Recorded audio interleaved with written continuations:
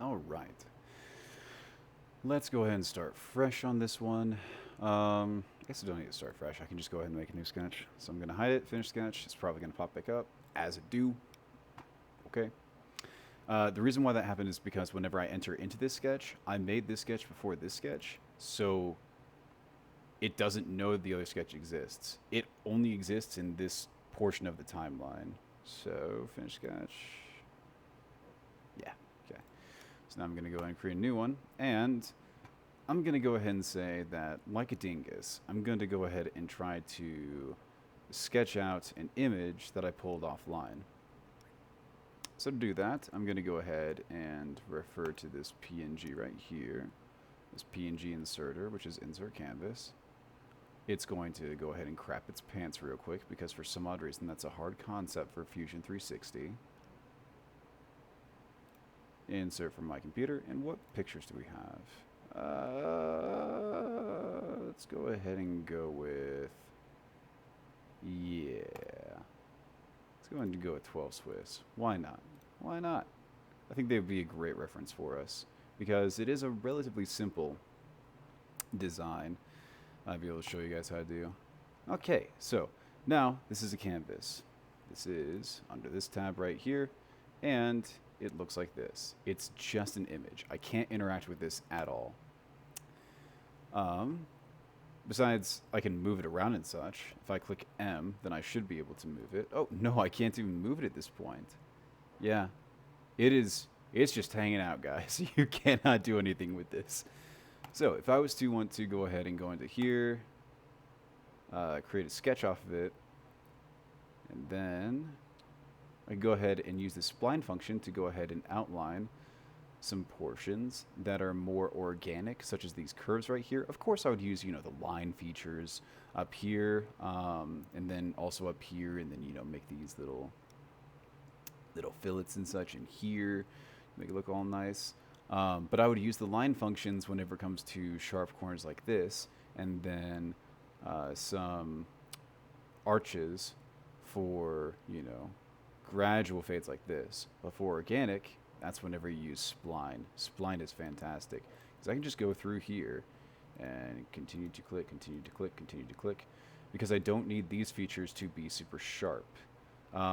Maybe for a detail. No, even this ear, like you want it to be a pretty soft curve on that one too. So yeah, you just go through, click around the entire body, and then adjust appropriately. Is there anything else that I need to really tell you on this one? So you can also just zoom out and do this, which is going to go by dot faster. And then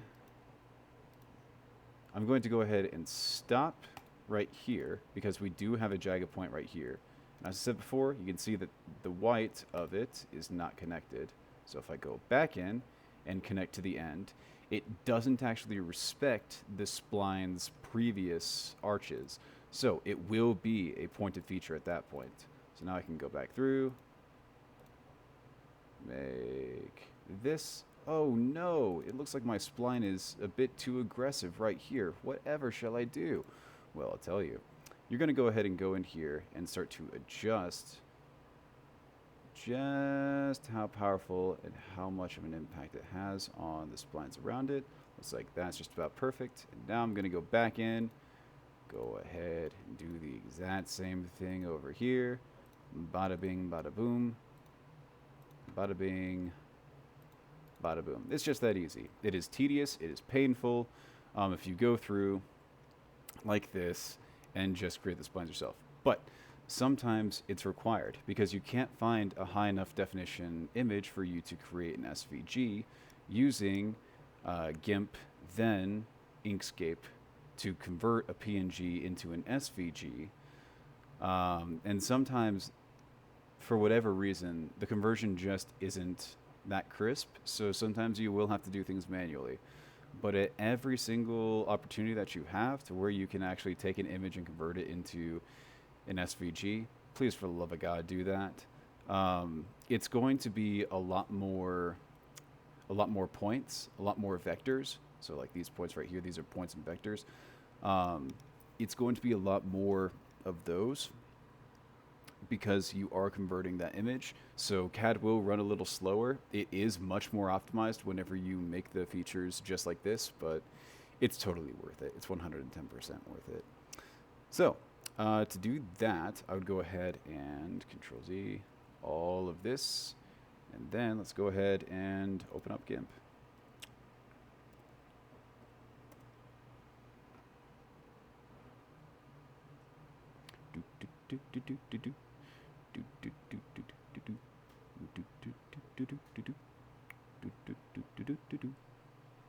Hey, there we go.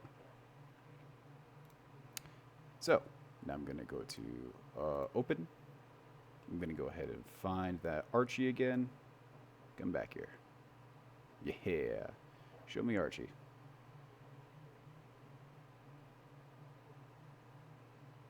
Where did I find you?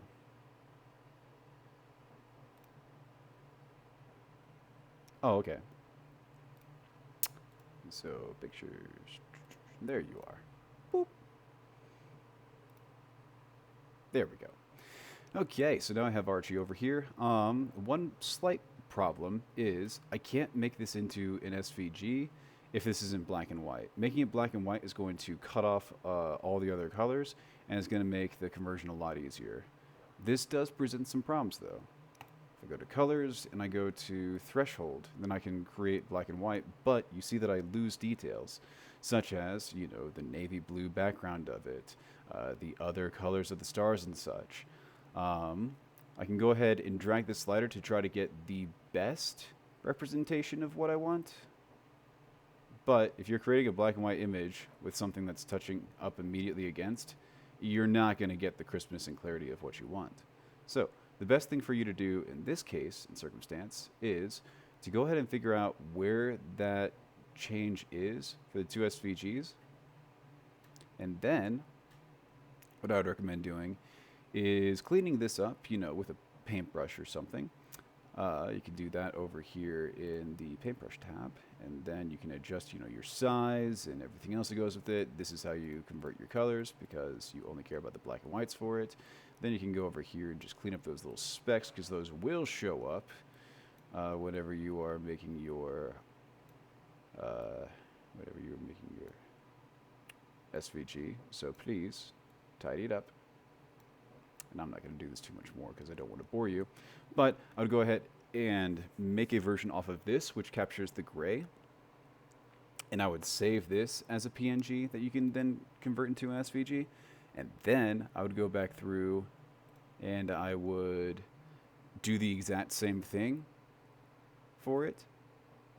However, only doing it to the point where it would be capturing the white portion and not the gray.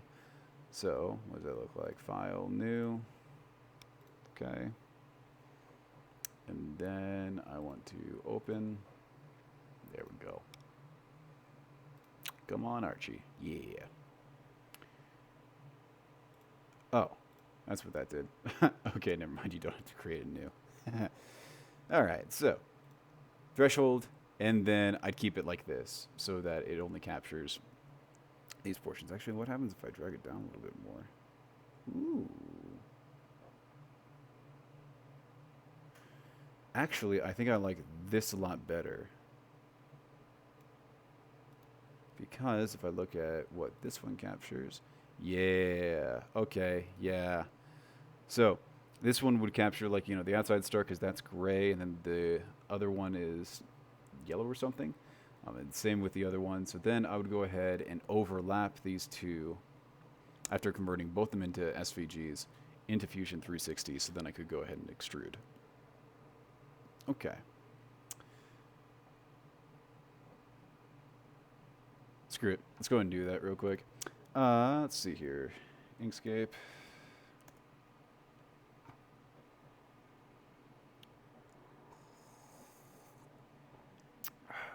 Delicious. Yes. Inkscape right here. Oh, shoot. I haven't saved these yet. Okay, hold on one sec. Let's see here. So, if you save as, it's only going to save as a GIMP file. You want to go and export it as a PNG. I'm just going to go and make a new folder in here so it's easier for me. Export. Yes. And then you. Yes. Oh god, wrong one. I'm going to go ahead and file export as. Yes. Under you. Yes. 12 Swiss gray. Why not? Yeah, sure. Keep the alpha colors. Okay, and GIMP has done its part. So I'm going to go ahead and discard changes. I don't really care anymore, but I need you, Inkscape, now. I need to go ahead and open. Oh my goodness, this PC is also stuffed to the brim with all kinds of stuff because of these recordings, no doubt. Yeah, let's go and open up this gray boy real quick. Okay, it's going to pop up into this other window. I can get that full. All right.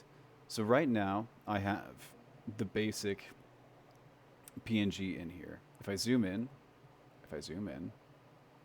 why aren't you letting me zoom in?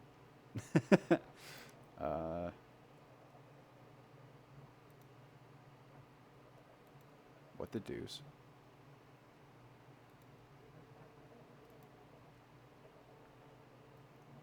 Huh, okay. Well, anyway. For some reason, it's not letting me zoom in, so I'm just not going to think about that too much. And just tell you... Well, why can't I select this now? Oh, my freaking... Oh. I don't ask for miracles. There, okay. Apparently it was just crapping its pants. If I was to zoom in on this, you would be able to see the individual pixels on it. Right now, I just went ahead and selected it, which I can tell because I have all these indicators on the side. And I'm going to go ahead and say path and trace bitmap, which is going to allow me to take this crude image and convert it into an SVG with perfect lines. So, since I have this image selected, I'm going to select update. You can mess around with some of these features over here too, such as the brightness and speckles and such. It's not going to help you too much, but you can see what all they do. I haven't found too much of a difference by using them, so I just use what's default. So I'm going to go ahead and click OK, and that's going to create an SVG. As you can see, it just shrunk around, but the PNG still exists. So if I take this and I move it over, this, as you can immediately see, is much smoother than this PNG. So what I'm going to go ahead and do is select this PNG. Jesus effing Christ, why aren't you letting me do that? Oh, yeah, that's why. Whoops. Okay. So here's the other thing that I found out from just messing around with this for a long enough time is the instant that you deselect it after you trace the bitmap, update, okay? Keep this menu open, otherwise you can't actually select things afterwards. Or I just can't select things after. There we go. So now delete that. Now take this Archie. Come on. Come on. Work with me. Work with me. Okay, come on. Take this, select the Archie, and bring him back. Don't ask me why Inkscape is doing this. Yeah. So select this, then you can select the images that you're working on in Inkscape. Flawless instructions. Okay. Wait, did I just create another one? Okay, thank God. So, this is your gray version. I'm going to go ahead and save.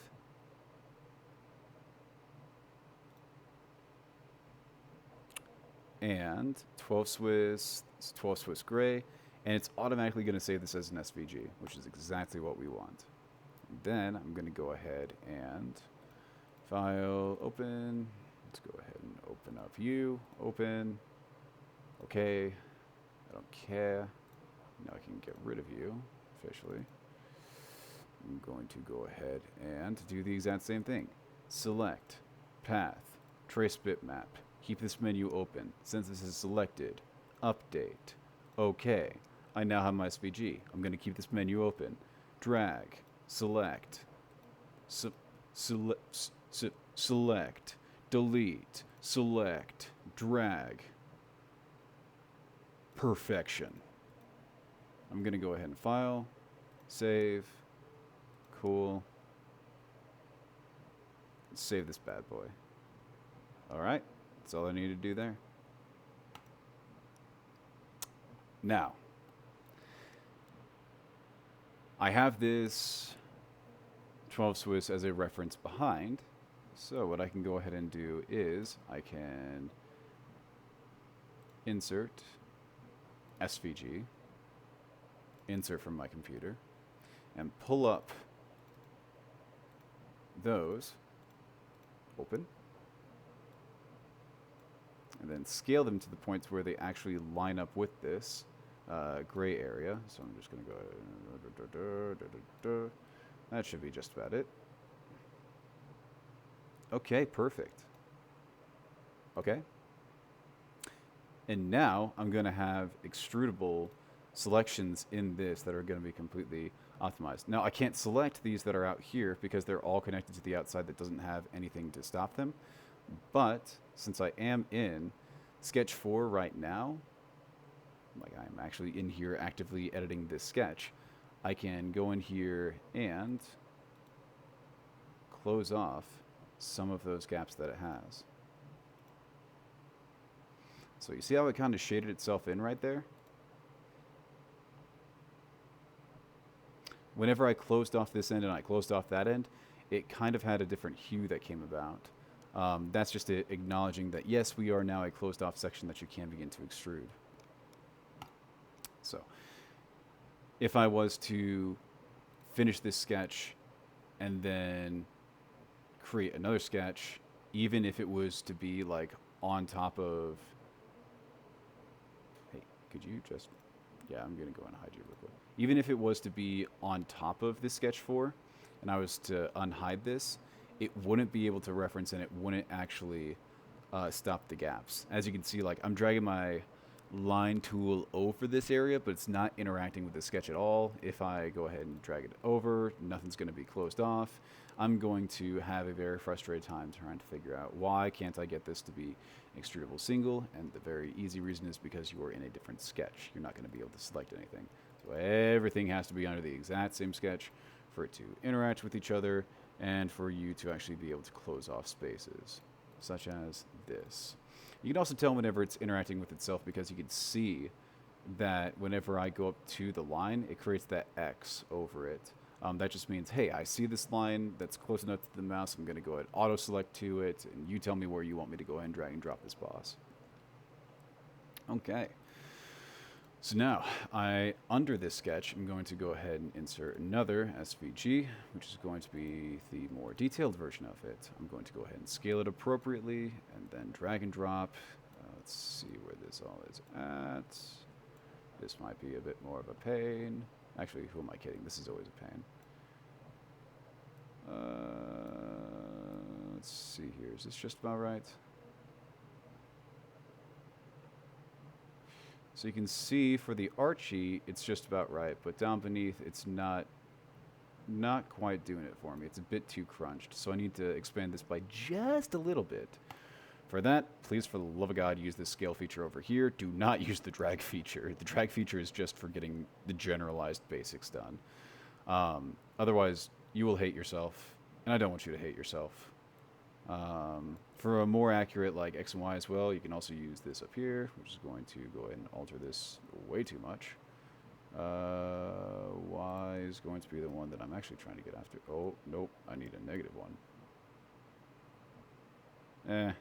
Nah, I think it's negative 0.5 actually. Yeah.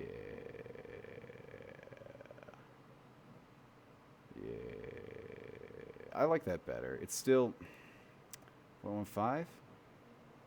Why the 0.5?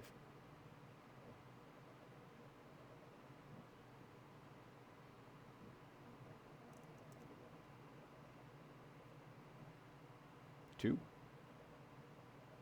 Too much.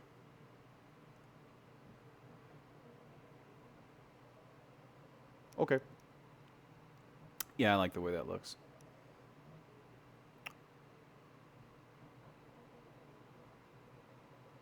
I just think that needs to come down a little bit, actually. So what about 0.7? Oh, nope, no. 4. 5. Uh-oh. So apparently this overwrites itself every single time that goes over. So I actually need to do negative 0.1, 2, 3. Yep, that was good to me. As I said, tedious, painful process.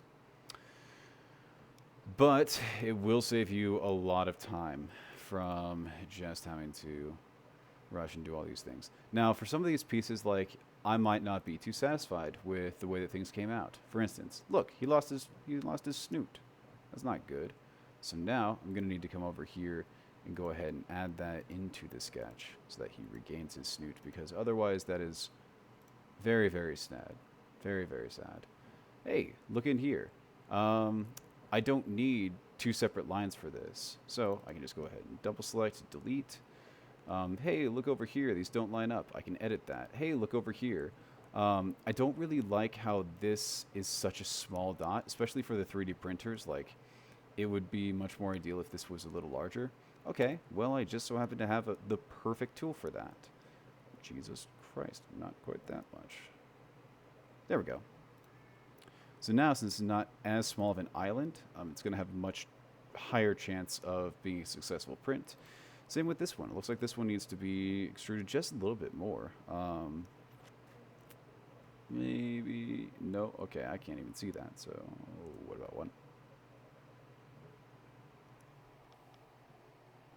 Yeah, it's not quite there. 3. Oh, wait, are you... Okay. Yeah. I think for this one, I would just go ahead and redo it for the spline, because I don't really like how it came out exactly. So for this one, spline, just go ahead and start at the tip, since this is the only like sharp edge of the entire thing, and then go ahead and walk it around the entirety of the outline, just like so. Click, click, and then if I want this to keep its sharp point, I'm going to have to go ahead and use the line feature on the end of this and the end of this to actually connect them. Otherwise, if I continue the spline and connect it to the end, it's going to smooth itself out, and I don't want that. So now this is an extrudable. Everything else is an extrudable. You've even got the separate areas for like the gray and the white land masses, and this little teeny tiny dot down here, which we don't care about. If you really wanted to add that, like, I just make it a circle personally. You have the outside border, you have the inside, and then, you know, you can do a little touch-ups on the star, because god damn does that look derpy as fuck. Yeah, so you can go ahead and touch that up, delete some of the inside of this. Honestly, for things like letters that really look weird if they aren't 100% perfect, I would either recommend using the text feature or drawing it out yourself. I would not use what Inkscape gives you on this. Pretty much the same for everything else that has like sharp edges. Now here's another incredibly important thing that you need to understand is whenever you're working with Inkscape, sometimes features like these borders aren't going to work the best for you. So whenever I know personally I'm making patches and murals and such, I always delete this border and then just make my own oval for it, because otherwise it has impacts on whenever I'm trying to do a chamfer on the back side of all of the hexes, because for some odd reason this has too many vertices in it, and the chamfer says, nah boss, I ain't doing this today. So that's a warning for you right now that you might run into later on down the road. If you're trying to create a bunch of chamfers and you've used an SVG and it says something in red text, probably too many vertices, probably need to use more built-in tools for Fusion 360, because that's the way that things be. All right. Well, that's pretty much it. You can see how we can now use canvases along with SVGs to go ahead and create things. Or you could just use a canvas and then manually do everything. So, next section, we're going to go ahead and talk about, what is the next section? Modify. Hell yeah.